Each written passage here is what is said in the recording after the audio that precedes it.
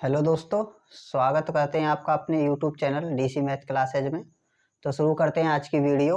तो model paper 8 का question number 4 है। संख्याओं 180, 72 व 252 का में से और लय से ज्ञात कीजिए। तो देखिए, 180 के अभाज्य गुणनखंड कर लेते हैं, उसके बाद हमें करने 72 के और फिर इसी प्रकार करेंगे 252 के। तो किसी भी संख्याओं का लय और में से ज्ञात करने के लिए हम उनका क्या करते हैं, अभाज्य गुणनखंड। तो देखिए, 2 से डिवाइड करेंगे, 2 नाम 18, 0 की 0, फिर 2 से डिवाइड करेंगे, 2 चौक के 8, बच गया 1, 2 पंजे 10, फिर 3 से डिवाइड कर लेते हैं, 3 एकम 3, बच जाएगा 1, 3 पंजे 15, फिर 3 से डिवाइड करेंगे, 3 पंजे 15, 5 एकम 5, 2 से डिवाइड करेंगे, 2 तिया 6, 2 छिक्की 12, फिर 2 से 2 एकम 2, 2 अट्ठे 16, फिर 2 से करेंगे, 2 नाम 18, 3 से 3 तिया 9, फिर 3 एकम 3, 2 से डिवाइड करेंगे, 2 एकम 2, 2 दूनी 4, 2 छिक्की 12, फिर 2 से 2 छिक्की 12, 2 तिया 6, फिर 3 से करेंगे, 3 दूनी 6, 3 एकम 3, फिर 3 से 3 सत्ते 21, फिर 7 से 7 एकम 7। तो 180 के अभाज्य गुणनखंड हो गए आपके पास 2 गुणा 2 गुणा 3 गुणा 3 गुणा 5। 72 के अभाज्य गुणनखंड है 2 गुणा 2 गुणा 2 गुणा 3 गुणा 3। ठीक, डबल बार गुणा लग गया, तो ये हो जाएगा 3 गुणा 3। इसी प्रकार 252 2 गुणा 2 गुणा 3 गुणा 3 गुणा 7। तो अब निकालेंगे इनका HCF, जिसको हम क्या बोलते हैं, में से, और LCM को क्या बोलते हैं, लय से। तो HCF क्या होता है, जो सब में कॉमन हो। तो 2 2 और 2 ये कॉमन है, तो एक तो 2 आ जाएगा आपके पास, 2 लिख लेंगे। फिर 2 2 2 ये भी तीनों जगह कॉमन है, इसे भी लिख लेंगे। 3 3 और 3 ये भी कॉमन दे रखा है, तो 3 हो गया आपके पास। 3 3 और 3, फिर से 3 कॉमन आ गया। अब यहाँ देखते हैं, 5 यहाँ है पर यहाँ नहीं है, तो छोड़ देंगे। 2 यहाँ पर है पर यहाँ पर नहीं है, छोड़ देंगे। उसके बाद 7 यहाँ पर है लेकिन इन दोनों में कॉमन नहीं है, तो इसे भी छोड़ देंगे। तो ये हो जाएगा आपके पास 2 दूनी 4, 4 तिया 12, 12 तिये 36। तो ऐसे आ गया इसका 36। निकाल लेते हैं इसका LCM। तो LCM में क्या करते हैं, किसी भी संख्या को नहीं छोड़ते, सबको ले लेते हैं। ठीक, तो जो कॉमन आ रहे थे उनको भी लेंगे और जो कॉमन नहीं आ रहा है उनको भी लेके चलेंगे। तो ये तो 2 कॉमन आ रहा था पहले से ही, एक ये 2 कॉमन आ रहा था, इसे लेंगे। 3 आ रहा था कॉमन, फिर एक 3 आ रहा था आपके पास कॉमन, फिर कोई कॉमन नहीं था हमारे पास, यानी कि आपको HCF पूरा लिख लेना है। उसके बाद बचा कितना था, 5 2 7।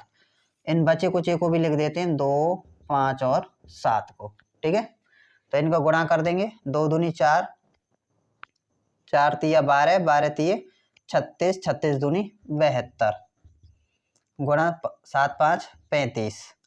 गुणा कर लेंगे इन दोनों का, तो 72 गुणे 35, 5 दूनी 10 की 0, हासिल 1, 5 सत्ते 35 और 1 36, इंटू 3 दूनी 6, 7 तिया 21, 0 6 और 6 12 का 2, हासिल 1, 3 4 और 1 5 और 2। तो कितना आंसर आ गया आपके पास, 2520 आंसर।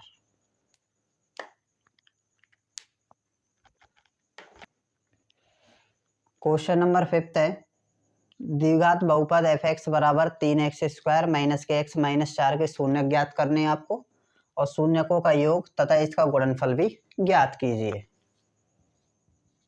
देखिए, f(x) बराबर कितना दिया हुआ है हमें, 3x² माइनस के x माइनस 4।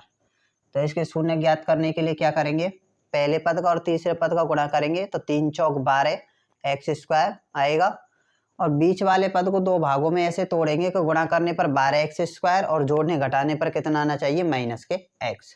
तो ये दे रखा है 3 चौक 12 होते हैं, 4 में से 3 गया तो 1 बच जाएगा। तो 3x² माइनस के ले सकते हैं 4x, और प्लस के 3x, और माइनस का कितना है 4। तो हमने x को 4x और 3x में तोड़ दिया, 4 तिया 12x² आ जाएगा गुणा करने पर, और 4 में से 3 गया तो कितना बच जाएगा, 1। माइनस के बने तो माइनस का बचेगा।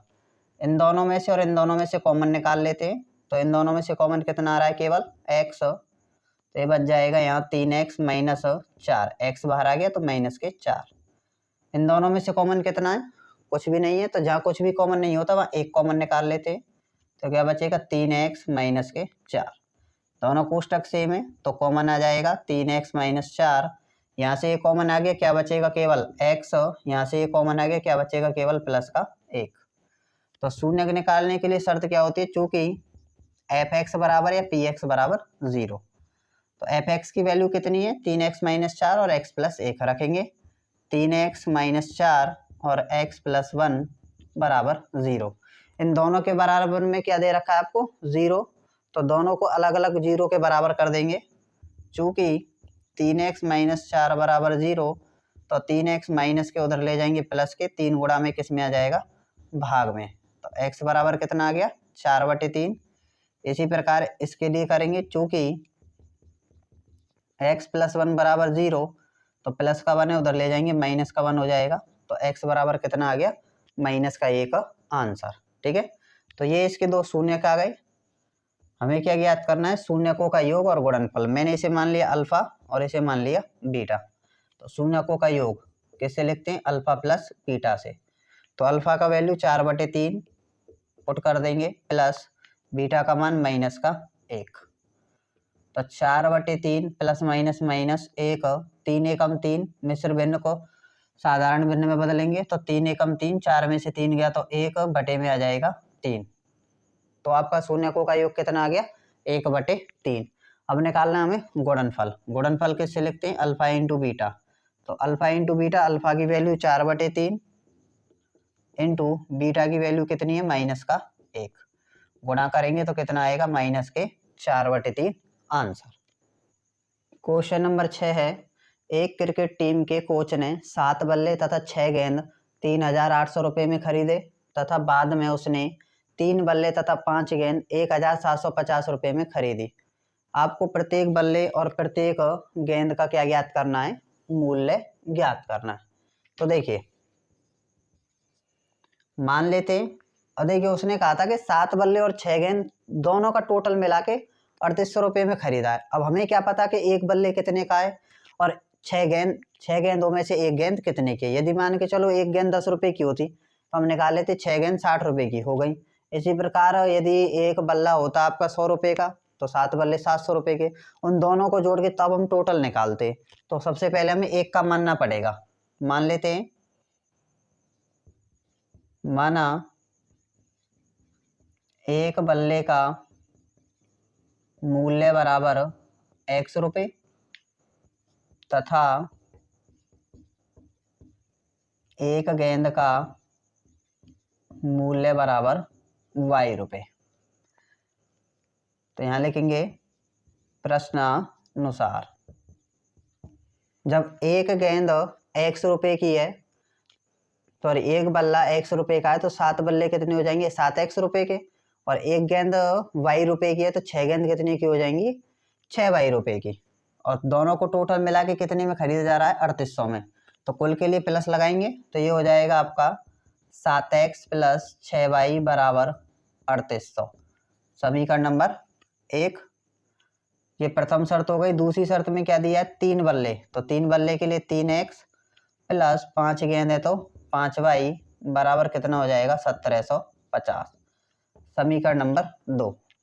अब या तो आप इसे प्रतिस्थापन विधि से हल कर दीजिए, या फिर विलोपन विधि से, या फिर वज्रगुणा विधि से। आपको दिया नहीं है सवाल में, जब आपको सवाल में देता नहीं है तो आप तीनों विधि में से कोई सी विधि का यूज कर सकते हो। सबसे सरल पड़ती है हमें विलोपन विधि। ठीक है, तो विलोपन विधि क्या होती है, जिसके गुणांकों को क्या करते हैं, समान। तो या तो आप x के गुणांक समान कर लीजिए, या फिर y के मान समान कर लीजिए। तो देखिए गुणांक समान करने के लिए एक दूसरे के उल्टे का गुणा कर देते हैं संख्या में। 3 का गुणा कर देंगे समीकरण नंबर 1 में, और 7 का गुणा कर देंगे समीकरण नंबर 2 में। तो लिख देते हैं, समीकरण 1 में 3 से तथा समीकरण 2 में 7 से गुणा करके घटाने पर। तो समीकरण 1 में हमें 3 से गुणा करना है, तो करिए 3 से गुणा, 7 तिया 21x प्लस 3 से करेंगे 6 तिया 18y बराबर, फिर 3 से करेंगे 00 की 00, और 8 तिया 24 का 4, हाथ से लगी 2, 3 तिया 9 और 2 11। तो कितना आ गया गुणा करने पर, 11,400। अब समीकरण 2 में कितने से गुणा करना है हमको, 7 से। ये हो जाएगा 7 तिया 21 प्लस 7 से करेंगे 7 पंजू 35 वाई, फिर 7 से करेंगे 0 की 0, 7 पंजू 35 का 5 हासिल 3, 7 7 49, 49 और 3 52 का 2 हासिल लगी 5, 7 एकम 7 और 5 12। घटाएंगे तो प्लस माइनस के कैंसिल, तो आपको 35 में से 18 घटाने हैं, लेकिन माइनस के बने तो माइनस का आएगा। तो 15 में से 8 गए तो 7 और 2 में से 1 गया तो 1 बच जाएगा वाई। तो आपके पास बच गया माइनस के 17 वाई। यहाँ घटाएंगे तो 0 की 0, ये हो जाएगा 5 का 5, फिर घटाएंगे 12 में से 4 गए तो 8, 1 में से 1 गया तो 0 और 1 में से 1 गया तो 0। तो कितना बच जाएगा आपके पास 850। किसके बचेंगे? माइनस के। माइनस से माइनस कैंसिल हो गया, 17 गुणा में किस में चला जाएगा? भाग में। तो y बराबर 850 बटे 17, 17 एकम 17, 17 पंजू 85, 0 की 0। तो आपके पास आ गया y का मान कितना? y बराबर 50। y बराबर 50। y का मान आप समीकरण नंबर 1 में रख दीजिए या फिर समीकरण नंबर 2 में। तो y का मान समीकरण 1 में रखने पर, तो समीकरण 1 है 7x plus 6 into Y, Y का मान कितना रखना हमें? 50 बराबर 3800। तो ये हो जाएगा 7x प्लस 6 पंजे 30, 300 हो जाएगा 3800। 7x प्लस के हैं उधर ले जाइए, किसके हो जाएंगे? माइनस के 300। तो 7x बराबर घटाएंगे 0 0, 8 में से 3 गए तो 5, 3 का 3, 7 गुणा में भाग में चला जाएगा तो 3500 बटे 7, 7 एकम 7, 7 पंजू 35, 0 की 0। तो x बराबर आ गया 500। तो उसने आपसे पूछा था प्रत्येक बल्ले का और गेंद का। तो एक बल्ले का आपने मूल्य कितना माना था? x, और x का मान कितना आ गया? 500। तो एक बल्ले का मूल्य हो जाएगा 500 रुपये, और एक गेंद का मूल्य माना था y का मान आ गया 50, तो एक गेंद का मूल्य आ जाएगा 50 आंसर। ठीक है। अब आपको ये चेक करना है कि सही है गलत, तो आप समीकरण नंबर 1 में मान रख दीजिए। x का मान रख दीजिए 500, तो 7 पंजू 35, 3500 हो जाएगा। y का मान 50 रखेंगे, 5 6 का 30, 300 हो जाएगा। 3500 और 300 कितना आ जाएगा आपका? 3800। ये हो गया क्वेश्चन नंबर 6। क्वेश्चन नंबर 7 है द्विघात समीकरण 2x² माइनस के 7x प्लस 3 बराबर 0 के मूलों को पूर्ण वर्ग बनाने की विधि द्वारा आपको हल करना है। तो आपको समीकरण दिया हुआ है 2x² माइनस के 7x प्लस 3 बराबर 0। तो पूर्ण वर्ग बनाने की विधि क्या होती है कि x² का गुणांक इकाई होना चाहिए, लेकिन यहाँ गुणांक कितना है? 2। तो इसको सबसे पहले हम इकाई करेंगे। तो इकाई करने के लिए 2 से भाग देंगे, तो 2 से भाग दे देता हूं मैं डायरेक्ट। दोनों पक्षों में भाग देना पड़ेगा आपको, 2 से 2 कैंसिल हो जाएगा। क्या बचेगा? x² माइनस के 7 बटे 2 इंटू एक्स प्लस 3 बटे 2 बराबर 2 का भाग 0 में देंगे 0। अचर पद को उधर ले जाएंगे, x² माइनस के 7 बटे 2 एक्स प्लस के हैं किसके जाएंगे? माइनस के। तो पहला काम हो गया कि x² का गुणांक कितना होना चाहिए? 1। 1 हो गया। फिर क्या करते हैं? x के गुणांक का आधा करते हैं। तो x के गुणांक का क्या करेंगे? आधा। तो x का गुणांक कितना है आपके पास? 7 बटे 2। तो इसका आधा करने के लिए आधे से गुणा कर देंगे, 7 एकम 7 और 2 दूनी 4। x के गुणांक का आधा करके इसका वर्ग करते हैं और वर्ग को दोनों तरफ जोड़ते हैं। तो जोड़ दीजिए, x² माइनस के 7 बटे 2 एक्स प्लस 7 बटे 4 का होल स्क्वायर माइनस के 3 बटे 2 प्लस 7 बटे 4 का होल स्क्वायर। फिर से रिपीट कर देता हूं कि x² का गुणांक 1 होना चाहिए। x के गुणांक का आधा करते हैं, आधे का वर्ग करके दोनों पक्षों में जोड़ देते हैं। ठीक है। तो हमने इसे दोनों पक्षों में जोड़ दिया। तो ध्यान से देखिए आप, a² प्लस b² माइनस के 2ab क्या होता है? a माइनस b का होल स्क्वायर।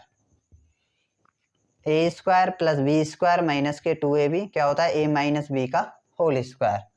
तो माइनस के 3 बटे 2 प्लस 7 का वर्ग करेंगे, 7 7 49, 4 का वर्ग 4 चौक 16। ये हो जाएगा x माइनस 7 बटे 4 का होल स्क्वायर बराबर माइनस के 3 बटे 2 प्लस लघुत्तम ले लेते हैं यहाँ पर हम, तो लैसे कितना आएगा 16, 2 अट्ठे 16, 8 तिया 24 प्लस 16 एकम 16, 49 एकम 49। तो x माइनस 7/4 का होल स्क्वायर बराबर 49 में से 24 गए तो बच जाएंगे आपके 25, प्लस के बढ़े तो प्लस का आएगा बटे में 16। अब हमें ये रूट हटाना है, तो रूट किससे हटता है आपका वर्गमूल से। तो दोनों पक्षों में वर्गमूल लेने पर तो क्या बचेगा यहाँ x माइनस 7/4, क्योंकि रूट से वर्ग कैंसिल हो जाएगा, इसका क्या ले देंगे हम अंडर रूट। ठीक है, यहाँ ले देता हूँ मैं डायरेक्ट, तो रूट से वर्ग कैंसिल हो गया, 25 का वर्गमूल 5 और 16 का वर्गमूल 4। रूट हटेगा तो दो चिन्ह आएंगे, एक प्लस का और एक माइनस का। तो पहले हम प्लस चिन्ह लेंगे फिर हम माइनस चिन्ह, तो लिखेंगे प्लस चिन्ह लेने पर। तो x माइनस 7/4 बराबर प्लस के ले लिए हमने 5/4। तो x माइनस के उधर ले जाएंगे, किसके हो जाएंगे प्लस के हो जाएंगे आपके 7/4। तो x बराबर लघुत्तम कितना आएगा 4, 4 एकम 4, 5 एकम 5, 4 एकम 4, 7 एकम 7। या फिर आप डायरेक्ट नियम यदि आपको याद है तो लगा सकते हैं कि जिन भिन्नों का हर समान हो उनके अंश जुड़ जाते हैं। तो x बराबर 7 और 5 12, 12/4, 4 एकम 4, 4 तिया 12। तो x बराबर आ गया आपके पास 3 आंसर पहला। अब लेंगे माइनस चिन्ह, तो लिखेंगे माइनस चिन्ह लेने पर। तो x माइनस 7/4 यहाँ से लेंगे, x माइनस 7/4, पहले प्लस का लिया था अब माइनस का लेंगे, माइनस के 5/4। तो x माइनस के उधर ले जाएंगे, किसके हो जाएंगे प्लस के 7/4। तो x बराबर लघुत्तम 4 माइनस के 5 प्लस 4 एकम 4, 7 एकम 7। तो x बराबर प्लस के बढ़े तो कितना बच जाएगा, 7 में से 5 गए तो 2 बटे में 4, 2 एकम 2, 2 दूनी 4। तो x बराबर कितना आंसर आ गया आपके पास 1/2 आंसर। तो उसने कहा था इसके मूल ज्ञात करने, तो पहला मूल आ गया 3 और दूसरा आ गया x बराबर 1/2। क्वेश्चन नंबर 8 है, समांतर श्रेणी 1/3, 5/3, 9/3, 13/3 का प्रथम पद और सारवंतर ज्ञात करना है। तो प्रथम पद a बराबर कितना होगा 1/3, पहला आंसर हो गया। सारवंतर d, तो d बराबर क्या होता है a2 माइनस a1। तो a2 का मान 5/3 माइनस a1 का मान 1/3। ले से लेंगे, 3 आ गया, 3 एकम 3, 5 एकम 5, 3 एकम 3, 1 एकम 1, 5 में से 1 गया तो 4। तो आंसर कितना आ गया आपका 4/3। तो इसका प्रथम पद 1/3 आ गया, सारवंतर कितना आ गया 4/3। क्वेश्चन नंबर 9 है, क्या समांतर श्रेणी 1 का वर्ग, 5 का वर्ग, 7 का वर्ग और 73। ये जो आपको 73 है, आपको क्वेश्चन में 7 की घात 3 दे रखा है एक्सीलेंट में, इसे सही कर लीजिएगा आप, कितना है 73। तो आपको समांतर श्रेणी है तो इसका सारवंतर ज्ञात करना है। तो आपको चेक करना है ये जो श्रेणी है वो समांतर श्रेणी है या नहीं है, यदि है तो उसका सारवंतर आपको ज्ञात करके बताना है। तो a1 का मान कितना हो जाएगा यहाँ से 1 का वर्ग, a2 का मान हो जाएगा 5 का वर्ग, a3 का मान 7 का वर्ग और a4 का मान 73। तो d बराबर सूत्र क्या होता है द्वितीय पद माइनस प्रथम पद। तो द्वितीय पद कितना है 5, 5 का वर्ग और प्रथम पद 1 का वर्ग। 5 का वर्ग 5 25, 1 का वर्ग 1, 25 में से 1 गया तो 24। फिर निकालेंगे हम a3 माइनस a2। a3 का मान 7 का वर्ग, a2 का मान 5 का वर्ग, 7 7 49, 5 25, 9 में से 5 गए तो 4 और 4 में से 2 गया तो 2। इसी प्रकार निकालेंगे a4 माइनस a3। a4 का मान 73, a3 का मान दे रखा है 7 का वर्ग, तो 73 माइनस 7 का वर्ग, 7 7 49, 13 में से 9 गए तो 4, 6 में से 4 गए तो 2। तो देखिए यहाँ पर तीनों मान बराबर दे रखे हैं, तो लिखेंगे चूंकि a2 माइनस a1 बराबर a3 माइनस a2 बराबर a4 माइनस a3 बराबर d, और d बराबर कितना है 24। तो सारवंतर पूछा था कितना आ गया 24, लिख देंगे अतः यह एक समांतर श्रेणी है। ये क्वेश्चन नंबर 9 हो गया। तो आज की वीडियो में हम इतना ही करेंगे, बाकी के क्वेश्चन हल करेंगे हम नेक्स्ट वीडियो में। Thank you.